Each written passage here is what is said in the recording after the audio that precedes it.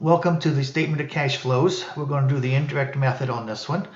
And just like both methods have three activities that we have to deal with. The first activity is the operating activities. That deals with the day-to-day operations of the company. And then you have the investing activities, which deals with buying and selling of plant assets and buying and selling of stock and bonds of other companies. It's an investment. And then you have financing activities, which deal with the your common stock, your stock, whether you're paying dividends, buying, selling stock, treasury stock, whatever, and also dealing with paying back or borrowing from financial institutions to start with. So those are the three activities that we have. And the first activity we deal with is the operating activities. So this is the cash flows from operating activities. And like I said, this deals with the day-to-day activities that you're in business for. Now, on the indirect method, we always start with net income for the indirect method. And net income, if you notice over here, is $78,500. So that's what we'll put in there. And then we have the adjustments. Now, the first adjustments we have are the non-cash expenses that are on the income statement, such as your depreciation expense.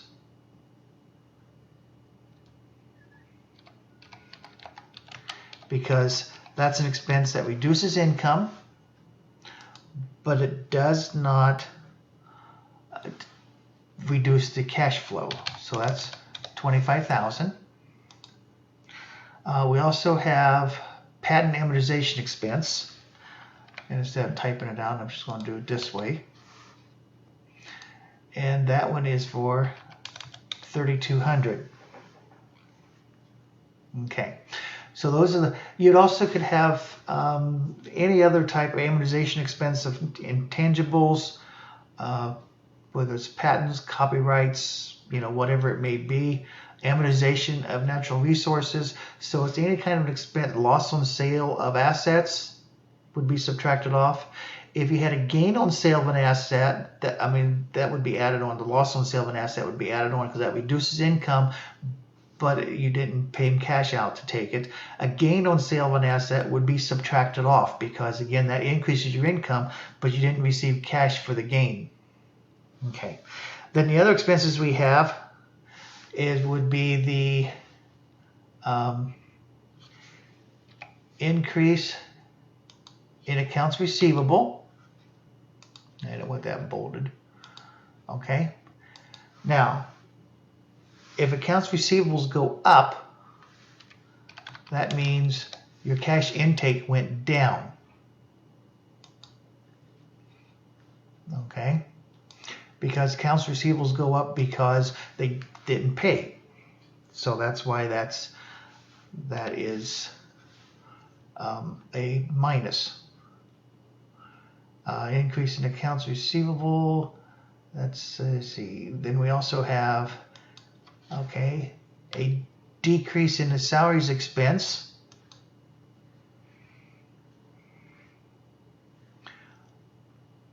Okay, and that would also be, that's for what, $5,800? Accounts payables go down, or decrease in salaries expense. That's a minus $5,800 because that's salaries payables is what that effect is, and they go down because you pay them. I think that's it. Beginning cash salaries expense, depreciation we're taken care of, increase in accounts receivables, net income, that we're taken care of, that's something else. Okay, yeah. Okay, so that would be it for that. So what we have here is, well, I'm going to do it this way. We can increase, this is your adjustment of $79,600. And this is the net cash provided by operating activities.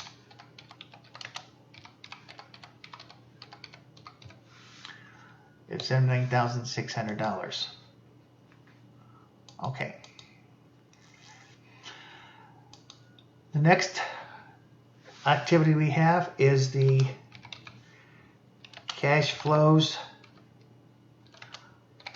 from investing activities.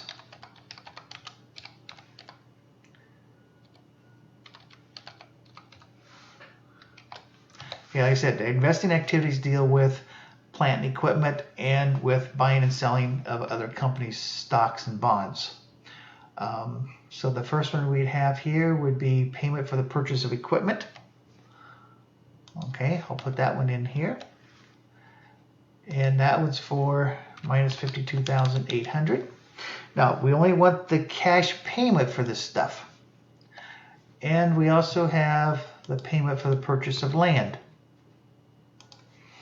And that's a minus $26,850.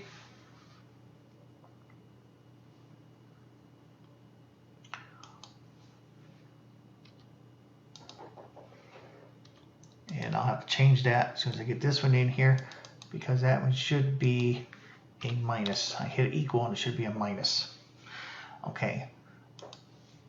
So this is the net cash used by investing activities. If it's negative, it's used. If it's positive, it's provided by. Okay, I don't usually do it that way, but that's how the book does it, so that's what I'll do. And then we have, let's see what's up here, yeah, cash from financing activities.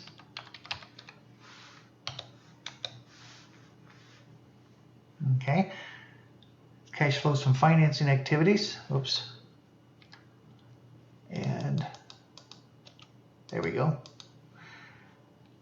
Okay, so now we look at what do we have for financing activities. Well, we have the receipts from common stock. We'll start with that one. That's $47,500. It really doesn't matter what order you put these in. Payments of dividends. That's a negative $18,500. Add these two up, gives you $29,000, and this is the net cash. This is provided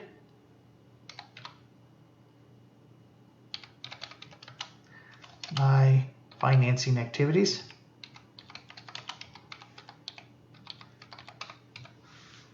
Of $29,000.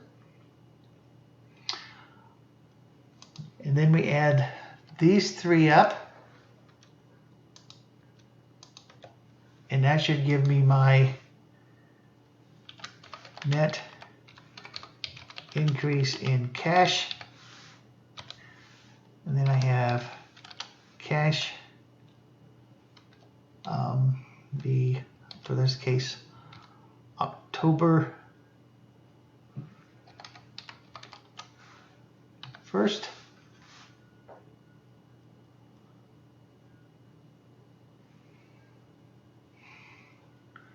Is for $25,800, and cash December 31st would be these added together. If it was a minus, of course it'd be subtracted, but we still added $54,750. Now, you would actually, if you had the balance sheet, you would know, because that should be your ending cash balance on December 31st. And this is your beginning cash balance December 31st. And of course, this should be the difference between the two. Okay. Now, the difference that we have here is this is a short version. But you'd go through all the accounts because you look at accounts payables, that would be up here, the increase in if accounts payables go down, that's a subtraction. If accounts payables go up, that would be an addition. Accounts receivable is just the opposite. If they increase, it's a subtraction. You'd have inventory would go up here also. Prepaid expenses, anything that deals with the operating activities would go up here. And you look at the balance sheet and you just simply look at the difference between this year and last year's, and if they did increase or decrease. And then think of that as a source of cash or is that a use of cash? And that's what you want to look at. And then this down here should be equal to your ending cash balance. So this is your statement of cash flows. This is the indirect method as your 3 activities. And I hope that helps.